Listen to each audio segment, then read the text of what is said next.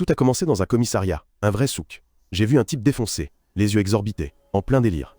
Une dizaine de flics s'affairaient autour de lui, impuissants, comme essayer d'éteindre un incendie avec de l'essence. Il hurlait, se débattait, comme s'il était possédé. Et puis, le héros est apparu. C'est moi, Danny. Sans un mot, j'ai simplement sorti une bouteille de soda.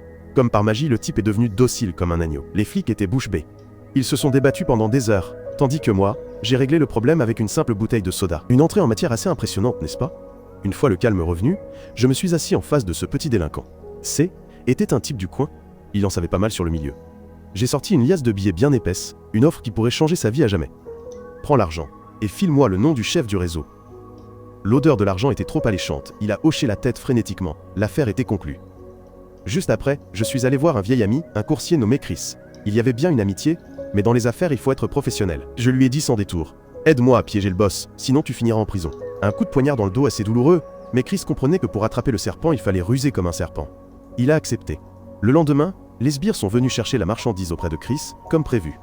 Un accident se produit, leur véhicule percute une berline de luxe. L'un des types a une sorte de sixième sens ou quelque chose du genre, il crie « Dégagez !» et appuie sur l'accélérateur. Mais il est trop tard, ma belle. Mes flics arrivent en force, bloquant l'avant et l'arrière. La scène qui s'ensuit est digne d'un film d'action. Un chaos total. Ces gamins conduisent plutôt bien, vous pensiez vous en sortir? Moi, Danny, je tombe du ciel, conduisant mon Hummer pour les percuter de plein fouet. Je bloque leur voie de fuite et avec un sourire, j'attrape tous les trois. Vous devez savoir qui je suis. Après la poursuite, je suis retourné tranquillement au poste, lançant au junkie du début le tas d'argent promis. C'est à ce moment-là que ma véritable identité a été révélée. Je suis un Yadang, un informateur professionnel, menant une double vie à la frontière entre la loi et le monde souterrain. Mais il y a 3 ans, je n'étais qu'un simple chauffeur de taxi. Je travaillais jour et nuit juste pour économiser pour un objectif important. Un soir, j'ai transporté un client ivre. Il m'a donné une boisson énergisante, me disant de la boire pour rester éveillé. Je ne savais pas que, à ce moment-là, ma vie prenait un tout autre tournant. Cette boisson était droguée. En me réveillant, j'ai vu une douzaine de flics me menotter. J'ai été piégé, devenu un pion sacrifié pour un crime que je n'avais pas commis. En prison, ma vie ressemblait à l'enfer. Il fallait nager ou couler, et je sombrais très vite. Mes compagnons de cellule, dirigés par un voyou notoire nommé Baron, faisaient de moi leur cible. Baron était le parrain de la prison, dirigeant tout un empire de drogue depuis derrière les barreaux. Au même moment, à l'extérieur, il y avait un procureur de bas étage nommé Wallace. Il en avait ras-le-bol de ce système corrompu. Son bureau était encombré de dossiers, et chaque jour était un cauchemar être confronté à un flot infini de criminels toxicomanes. Il les comparait à des cafards. Un jour, un vrai cafard est monté sur son bureau, et une idée de génie lui est venue. Pour se débarrasser des cafards, il faut trouver leur nid. Et pour trouver le nid, il faut y lâcher un autre cafard. Ce cafard, Char, était moi. Wallace savait que était différent, qu'il ne s'agissait que d'un pion. Il a testé ma mémoire et a été stupéfait de ma capacité à me souvenir de chaque détail. Il a proposé un marché. Il m'aiderait à sortir de prison. En échange, je devais devenir un espion. La mission était de surveiller Baron et tout son réseau. Moi, désespéré de fuir cet enfer sur Terre, j'ai accepté sans hésiter. Était un pacte avec le diable, et le début de ma nouvelle vie, un Yadang. De retour en prison, j'ai commencé à travailler, j'ai gagné la confiance du Baron. Je suis un métamorphe né. Avec l'aide de Wallace, j'ai éliminé quiconque osait s'en prendre au Baron, me forgeant rapidement une réputation de bête sauvage. En un clin d'œil, J était un membre clé du gang. J'ai obtenu toutes les informations secrètes, et j'ai rendu compte de chaque conversation à Wallace. Peu de temps après, Wallace avait tout ce dont il avait besoin pour demander un mandat d'arrêt. Et en un instant, le Baron a été arrêté. Son empire s'est effondré. Je suis redevenu libre, et la carrière de Wallace a décollé. Nous sommes devenus plus proches que jamais, un duo inséparable lié plus fort que le sang. Wallace avait trouvé le frère qu'il n'avait jamais su qu'il voulait. Pour revenir au présent, une jeune actrice nommée Leslie est en grands ennuis. Elle a été arrêtée pour usage de drogue et interrogée par le chef de la police Sean. Elle tremblait, affirmant qu'elle ne savait pas ce qu'elle avait ingéré, pensant qu'il s'agissait simplement de pilules amaigrissantes. Sean avait rencontré toutes sortes de gens, et il était pas facile à tromper. Mais quelque chose dans son histoire lui a fait réfléchir. Il a regardé la photo sur son téléphone et a reconnu l'homme sur la photo. Il savait que Leslie était qu'un pion dans un jeu auquel elle ne savait pas qu'elle participait. Il fit une offre qu'elle ne pouvait refuser. Il la libérerait si elle dénonçait son parrain. Pendant ce temps, Wallace et moi célébrions sa promotion. J'ai levé mon verre et j'ai offert à Wallace un cadeau. Un nouvel indice pour une autre affaire. Était une drogue cristalline bleue qui déferlait sur les rues. J'ai mentionné un nom, un gangster vicieux du nom de Harry. Et ainsi nous avions notre prochaine cible. De manière inattendue, Harry était celui qui avait donné à Leslie ses pilules amaigrissantes. Était aussi celui que le shérif Sean traquait. Au même moment, Harry rencontrait un trafiquant nord-coréen nommé Janice dans un entrepôt abandonné. L'atmosphère était extrêmement tendue. Les hommes de main de Harry semblaient prêts à se battre à tout moment. Leurs mains étaient sur leurs armes, prêts à abattre quiconque se mettrait en travers de leur chemin. C était un groupe impitoyable, et clairement pas des amateurs. L'accord conclu, Harry est monté dans sa voiture et a démarré. En conduisant, son téléphone a sonné. C était moi, prétendant être un ami, une voix de l'intérieur, essayant de l'aider à échapper à Sean. Je lui ai dit de se rendre à la gare. C était sa seule chance de S échapper. Ensuite, j'ai filé en voiture, semant L, équipe de Sean, gagnant quelques minutes pour Harry. Mais tout N était qu'une mise en scène. Quand Harry est arrivé à la gare, il a été accueilli par l'L, équipe de Sean, armes braquées, prêt à le cueillir. Mais alors, un train est arrivé, et quand il s'est arrêté, Wallace et son équipe sont sortis de nulle part, prêts à procéder à une arrestation. Harry était piégé, un serpent pris au piège qu'il avait lui-même tendu. Sur la banquette arrière, Harry était en pleine panique. Wallace et moi l'attaquions de tous les côtés, un double coup qui le laissait étourdi. Nous n'avions pas besoin de ses aveux. Nous voulions une prise plus grosse. Wallace lui a proposé un marché. Il serait clément avec Harry s'il aidait à arrêter le cerveau, celui qui tirait réellement les ficelles. Pendant ce temps, ailleurs dans la ville, le shérif Sean recevait une information de sa taupe, Leslie. Elle lui signalait une fête privée dans un hôtel de luxe. Un rassemblement de l'aile, élite de la ville, y compris Nathan, le fils d'un candidat à la présidence. Le tout semblait être une bombe à retardement. Quand le banquet a commencé, Wallace, moi et notre équipe étions en position. Mais cette fois, Harry et ses acolytes nous accompagnaient. Je portais une paire de lunettes high-tech avec une caméra cachée, une arme secrète, qui enregistrerait chaque détail de cette nuit. J était au cœur de la tempête, enregistrant tout. De l'apparition anxieuse de Leslie à l'expression suffisante de Nathan. Dès que la fête a atteint son apogée, le shérif Sean et son équipe ont fait irruption, armes chargées. Mais il avait eu un coup de retard, manquant l'occasion en or d'attraper les criminels de haut rang sur le fait. Il était complètement abattu, furieux que Wallace ait été plus rapide que lui. C était une catastrophe totale. Et pire, son informateur, Leslie, S, était retrouvée prise dans le feu croisé, sous l'emprise de drogue.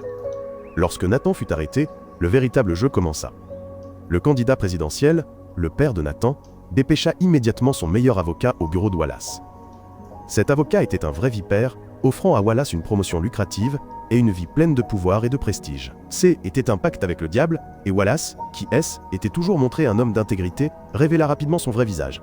Il accepta sans hésitation, sa soif de pouvoir ayant tout submergé. Le premier acte de trahison de l'homme fut d'appeler et d'ordonner à Harry de me prendre mes lunettes caméra. Harry et ses sbirènes n'étaient pas des enfants de cœur. Ils m'ont traqué et m'ont attaqué sans hésiter. La bataille fut brutale, les hommes de main de Harry ont utilisé toutes sortes de side tours pour s'emparer des lunettes. J'ai été battu à mort, ils m'ont même roulé dessus avec une voiture. Au même moment, le shérif Sean a été arrêté pour un crime qu'il n'avait pas commis. Une mise en scène parfaite orchestrée par ceux-là même qui venaient d'envoyer Harry me chercher. Alors que J était sur le point de évanouir, Harry m'a injecté une dose très puissante. Et quand je suis tombé par terre, il a allumé un briquet et m'a brûlé la jambe. Il était comme un possédé, un sadique qui ne se souciait pas des conséquences. Avec la vidéo en main, il m'a laissé là pour mourir. 3 mois plus tard, je ne suis plus qu'une ombre de moi-même, un vrai drogué, un pion dans un jeu auquel je ne voulais même pas participer, après cette nuit d'horreur avec Harry. Mon corps est brisé, mon esprit est un champ de bataille. Mais je ne suis pas seul. Mon vieil ami, Chris, était à mes côtés, m'aidant à traverser mes épreuves. Un vrai ami, qui ne m'a jamais abandonné. Je suis toujours en vie, mais je suis une âme en détresse, hantée par la trahison, et consumée par la fureur de ma vengeance contre Harry. Je jure de me venger, quel qu'en soit le prix. Pendant ce temps, dans une salle d'audience bondée, Sean était enfin libre. Le verdict était tombé. Acquitté, son nom enfin lavé. Sa femme et sa fille fondirent en larmes, le serrant dans leurs bras, pour célébrer leur liberté tant attendue. Mais la joie fut de courte durée. Un serpent venimeux d'une campagne politique rivale l'approcha, lui proposant un accord pour faire tomber le père de Nathan. Sean vit clair dans leur jeu. Il n'était pas intéressé par la vengeance. Il voulait seulement être avec sa famille et vivre une vie paisible. Il refusa leur offre, une véritable preuve de son caractère. Pendant ce temps, Leslie était dans un nouvel environnement. La fille qui était autrefois une star choyée est maintenant une informatrice endurcie, travaillant pour elle-même. Ce soir-là, elle était en mission. Une vraie caméléon.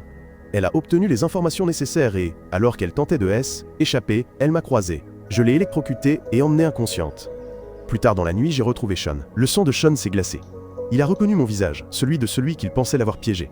Furieux, il a lancé un coup de poing, droit dans ma mâchoire. Leslie est apparue de nulle part. Elle a empêché Sean de donner un autre coup. Nous sommes restés là tous les trois en silence, un mélange d'émotions contradictoires, jusqu'à ce que Leslie nous conduise finalement dans une pièce privée. J'ai remonté mon pantalon, révélant mes jambes brûlées, un cauchemar prouvant que Ja était aussi une victime. Tout comme eux. Dans cette pièce, j'ai dévoilé tout le complot. Je leur ai dit que Harry était un monstre, un baron de la drogue, qui dirigeait maintenant une armée, y compris la contrebandière nord-coréenne, Janice. J'ai expliqué que nous avions tous été manipulés, de simples pions dans un jeu plus vaste. Nous avons discuté un long moment, et tard dans la nuit, nous avons formé une Dream Team. Notre plan était simple. Sean et moi allons traquer Harry pour récupérer la séquence vidéo, notre seul moyen de le faire tomber. Pendant ce temps, Leslie s'infiltrera dans une fête organisée par Nathan pour obtenir d'autres séquences vidéo et mettre un terme définitif à cette partie. Le lendemain, Sean et moi nous sommes rendus devant la maison de Janice, la contrebandière nord-coréenne. Janice, c'est une femme de peu de mots, et notre petite mission ne l'intéresse pas. Mais lorsqu'elle a entendu que la cible était Harry, son attitude a changé. Elle avait un compte personnel à régler avec lui. Elle a accepté de rejoindre notre équipe et a détaillé toutes les opérations de contrebande de Harry. Elle a expliqué que les chauffeurs sont des êtres habitués et qu'ils s'arrêteraient toujours au même restaurant avant chaque livraison. C était notre ticket d'or, l'occasion parfaite de faire tomber Harry une fois pour toutes. Sans perdre une seconde, nous nous sommes rendus au restaurant pour trouver notre cible. Dès notre arrivée, nous avons repéré le chauffeur. Il était vraiment costaud et il était accompagné du bras droit de Harry. C était lui. Mais alors, une berline noire est arrivée et Harry en est sorti. Le sang de Sean s'est glacé, il perdit son sang-froid et son esprit devint chaotique. Il chargea, loup solitaire, ignorant complètement le plan, transformant l'endroit en chaos. Le restaurant était maintenant un champ de bataille, Sean seul, face aux sbires de Harry. Pendant ce temps, Harry tentait de s'échapper, mais il tomba sur moi. Nous nous sommes fait face, un combat à mort entre deux ennemis jurés. Finalement, Harry fut attrapé. Nous l'avons abattu, et de lui, nous avons récupéré la séquence de la caméra, notre billet d'or. Au même moment, Leslie jouait un rôle. Elle était à la fête que Nathan avait organisée, et cet endroit était un véritable cirque. Elle était une maîtresse en la matière, et malgré les drogues, elle a tout enregistré. Des visages des plus puissants du pays aux transactions de drogue qui se déroulaient sous ses yeux. Alors que je célébrais la victoire, j'ai réalisé une vérité douloureuse. Un coup de poing dévastateur m'a étourdi. J'ai découvert que celui qui m'avait causé toute cette souffrance était Wallace. Le frère, l'ami, l'homme à qui j'avais confié ma vie en toute confiance. Ignorant de tout, Wallace nous avait devancés d'un coup. Un des membres de l'équipe de Sean, était un espion, une taupe dans notre organisation. Et il avait tout rapporté à Wallace. Wallace savait que nous venions le chercher. Il appela immédiatement Nathan, le prévenant que Leslie était une balance. Mais Leslie fut plus rapide. Elle s'enfuit avec Chris. Alors que Leslie et Chris éloignés en voiture, Sean les appela, la voix pleine de soulagement. Il leur dit qu'ils avaient réussi, qu'ils seraient enfin libres. Sean mentionna soudain le cas qui avait tout pris à Leslie. Et il montra le visage le plus repentant, mais soudain, la voiture de Chris fut percutée par un camion. Les choses s'aggravèrent. Leslie était que à quelques secondes de la mort. Les sbires de Nathan apparurent, lui prirent son téléphone et mirent fin à sa vie.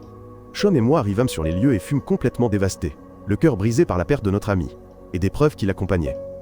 Sean était tellement en colère qu'il ressemblait à un démon enragé, la voix pleine de fureur, quand il me dit que la mort de Leslie et Chris ne serait pas vaine. Il nous fallait un nouveau plan, quelque chose qui frapperait Wallace là où ça lui ferait le plus mal. Voyant le regard de Sean, j'ai décidé d'utiliser la seule chose qui nous restait, la bande de l'hôtel. Je l'ai envoyée à Wallace comme appât. Un seul fil pour un requin. Et ça a marché. Nous nous sommes enfin rencontrés, et ce fut le moment le plus sombre du film.